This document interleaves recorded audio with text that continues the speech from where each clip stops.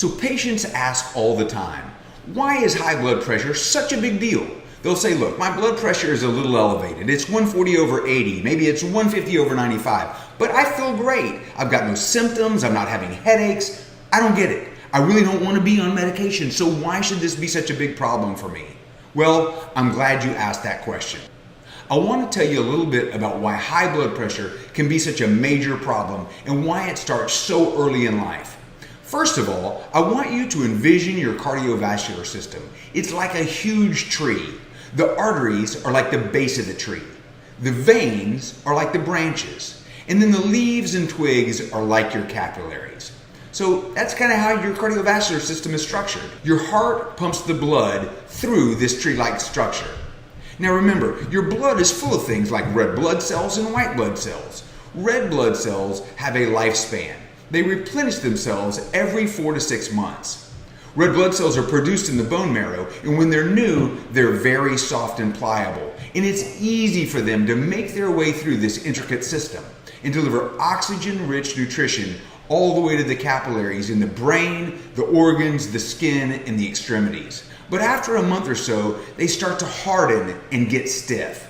And so what happens with high blood pressure is that these hardened red blood cells begin to act like sandpaper or a sandblaster to the lining of your blood vessels. So your blood is pumping up through your cardiovascular system, and at every fork, it's just creating so much stress by showering this bifurcation with all these hard red blood cells. Over time, the vessel wall starts getting worn down. And it gets worn down, little pieces of cellular lining called the endothelium begin to flake off.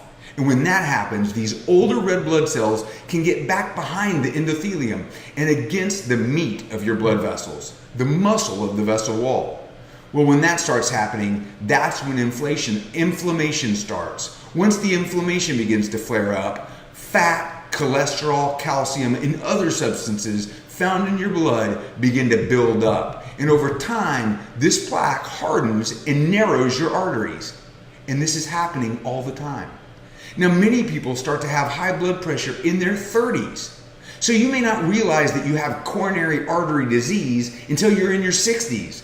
But this all starts very early in life with high blood pressure. So a sedentary lifestyle, the standard American diet, poor exercise habit, poor sleep habits, all lead to high blood pressure, which directly causes cardiovascular disease.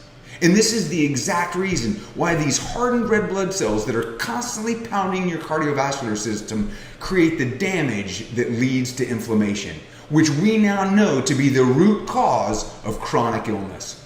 So come back tomorrow. I'm going to teach you how to easily get rid of these hard red blood cells and keep this whole process from ever starting in the first place. I'll see you tomorrow.